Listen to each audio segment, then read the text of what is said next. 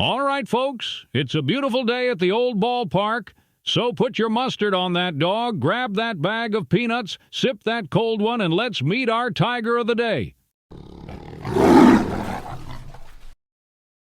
Today's Tiger video is Gates Brown. He is represented by a 1970 O-Peachy, base card number 98, with an on-card auto, authenticated by Beckett. If you collect Tiger's history, there are a few names that feel like a secret handshake between fans, and today's card pull is one of the best, because Gates Brown wasn't just a bench player, he was a moment waiting to happen. When the Tigers needed one swing to change a game at Tiger Stadium, the crowd got louder for one reason. The Gator was walking to the plate. Before Detroit ever called his name, Brown's life took a sharp turn. As a teenager in Ohio, he got into trouble and ended up serving time at the Ohio State Reformatory. And here's where the story flips. Inside the reformatory, he played baseball, raw power, natural hands, and the kind of bat speed that makes people stop what they're doing. A guard who coached the team believed in him enough to reach out to major league clubs. And the Tigers showed up. Detroit liked what they allowed to see, and then they saw more. The work ethic, the hunger, the don't waste this chance edge.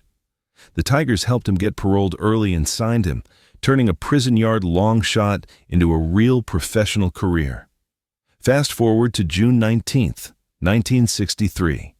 Brown makes his MLB debut in Boston at Fenway Park, and in his very first big league at-bat, he does the one thing every pinch hitter dreams about. He homers. First swing. First moment. First, wait, who is this guy? For everyone watching.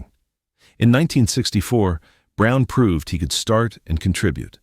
But Detroit's outfield was getting crowded and talented, guys like Willie Horton emerging and taking everyday roles. So Brown's path in Detroit became something different. Not the 150-game headliner, but the ultimate weapon off the bench. And to do that job at a high level, you need two things: a swing that plays without needing 5 at-bats to feel it out, and nerves that don't spike when the whole stadium is watching. Brown had both. Now we get to the season that stamped him into Tigers history, 1968. This was the year of the pitcher. Offense was down across baseball, and Brown went the other direction. He hit .370 with a monster on-base and slugging line, and as a pinch hitter, he somehow leveled up even more. It wasn't empty batting average either. It was the timing, late innings, tight games, one shot. And he'd come through so often that fans expected it.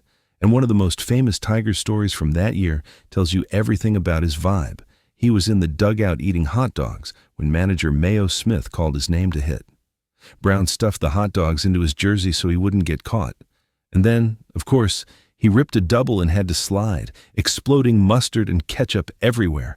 A mess and a hit, and a laugh that turned into legend. That's Gates Brown. Clutch, chaotic, and completely unforgettable. And that year ended the best possible way. Detroit won the 1968 World Series. Here's the part that blows people away. Even decades later, Brown is still sitting on top of the American League pinch-hitting mountain.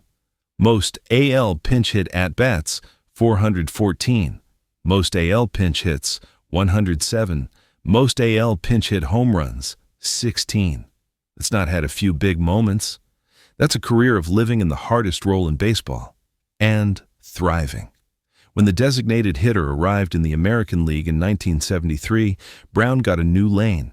He even became the Tigers' first designated hitter on opening day, another Detroit first attached to his name.